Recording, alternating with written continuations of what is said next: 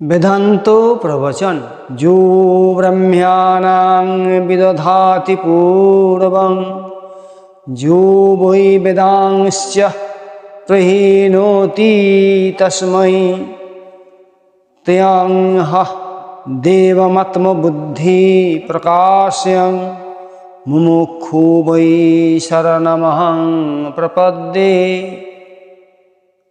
मर्मानुवाद। परब्रह्म परमेश्वर पुरुषोत्तम परमात्म्य परमात्मा श्री भगवान के लाभ करार सार्वभौम एवं सुगम उपाय हलो এই যে সর্বতোভাবে তার উপর নির্ভরশীল হয়ে তার শরণাগত হওয়া অর্থাৎ শরণাপন্ন হওয়া। এই জন্য ভক্ত তার মন দ্বারা নিম্নলিখিত ভাব চিন্তন করতে করতে পরমেশ্বরাভিমুখী হওয়া উচিত। যে পরব্রহ্ম পরমেশ্বরের সর্বপ্রথম নিজ নাভিপদ্ম থেকে ব্রহ্মাকে উৎপন্ন করেন, উৎপন্ন করে তাকে নিঃসন্দেহে সমস্ত বেদের জ্ঞান প্রকাশ করেন, তথা যিনি নিজ স্বরূপ জ্ঞান করানোর জন্য ভক্ত হৃদয়ে তদনুরূপ বিশুদ্ধ বুদ্ধি প্রকট করেন, মোক্ষাভিলাষী হয়ে আমি সেই সর্বশক্তিমান প্রসিদ্ধ দেব পুরাণ পুরুষ পুরুষোত্তম শ্রী ভগবানের শরণ নিলাম। তিনি আমাকে এই ভবসংসার বন্ধন থেকে মুক্ত করুন। এই দেখা শোনা ও বোঝার এই জগৎ সংসার শ্রী ভগবানেরই দিব্য বিরাট রূপেরই এক ক্ষুদ্র সংস্করণ। এই জগৎ সংসারে যে জড়ত্ব পরিবর্তনশীলতা আদি ভৌতিকতা দেখা যায় তা প্রকৃতপক্ষে এই দিব্য বিশ্বরূপেরই একটি ঝলক ও লীলা মাত্র। আমরা এই যে জড়রূপী জগৎ সংসারকে দেখছি, এই যে আদি ভৌতিকতা দেখছি, ক্ষিতি অপ তেজ মরুদ্বম, এই যে পরিবর্তন রূপ আমরা দেখছি, এটি শ্রী ভগবানেরই দিব্য বিশ্বরূপেরই একটি ঝলক মাত্র বা এটি লীলা মাত্র। সেই বিশ্বরূপ পরমাত্মা দিব্য, তার স্বতন্ত্র সত্তা থাকে, কিন্তু জগতের যে আদি ভৌতিক কর্তা তার পৃথক সত্তা থাকে না। একমাত্র দিব্য জ্ঞান দৃষ্টির সাহায্যে শ্রী ভগবানের বিশ্বরূপ দেখা যায়। তাৎপর্য হলো এই যে বালকদের ছোটবেলায় খেলার সময় মাটি পাথর বালি ইত্যাদির প্রতি যে খেলার ভাব থাকে, বড় হলে তাদের সেই ভাব থাকে না। সেই বালক বড় হলে আর কাঁকর মাটি বালি পাথরে আকৃষ্ট থাকে না বা তাকে আকৃষ্ট করতেও পারে না। তেমনি জগৎ সংসারের প্রতি ভোগ দৃষ্টি থাকলে জগতের প্রতি যে ভাব বিদ্যমান থাকে, ভোগ দৃষ্টি দূর হলে আর সেই ভাব আর থাকে না।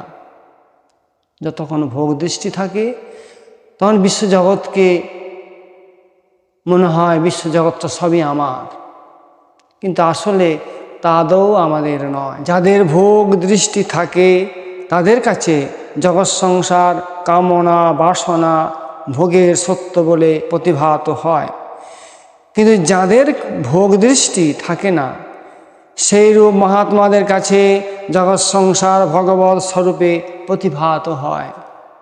যেমন একজন নারীকেই বালক মা রূপে, পিতা কন্যা রূপে, পতি পত্নী রূপে এবং ক্ষুধার্ত জন্তু খাদ্যরূপে দেখে, তেমনি এই জগৎ সংসারকে চরমচক্ষুতে সত্য, বিবেক দৃষ্টিতে পরিবর্তনশীল, ভাবদৃষ্টিতে ভগবৎ স্বরূপে এবং দিব্যদৃষ্টিতে বিরাট রূপেরই একটি ক্ষুদ্র অংশ রূপে প্রতিভাত হয়।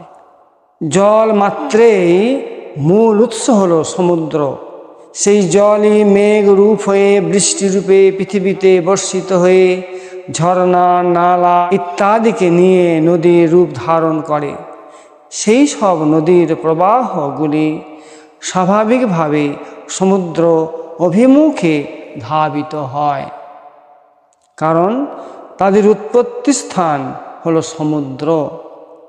এই সব জলপ্রবাহ সমুদ্রে পড়ে নিজ নাম রূপ পরিত্যাগ করে গঙ্গা, যমুনা, সরস্বতী ইত্যাদি নাম ও প্রবাহ ছেড়ে সমুদ্র রূপ ধারণ করে।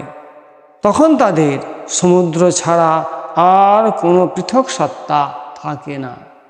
প্রকৃতপক্ষে আগেও তাদের কোনো স্বতন্ত্র অস্তিত্ব ছিল না, কেবলমাত্র নদীগুলি প্রবাহ রূপ হওয়ায় তারা পৃথক রূপে প্রতিভাত হচ্ছিল।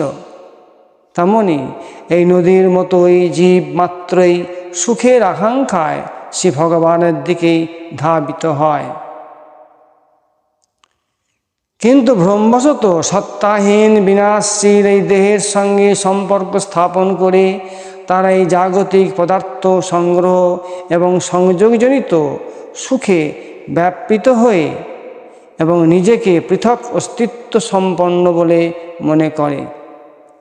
মানবের মধ্যে তিনিই বীর পুরুষ আকার, যিনি এই জাগতিক পদার্থ সংগ্রহ এবং সুখ ভোগে ব্যাপৃত না হয়ে যে জন্য দুর্লভ মানব দেহ জন্মপ্রাপ্তি হয়েছে, সেই পরমাত্মীয় পরমাত্মা পরমার্থ প্রাপ্তির পথে তৎপর থাকেন।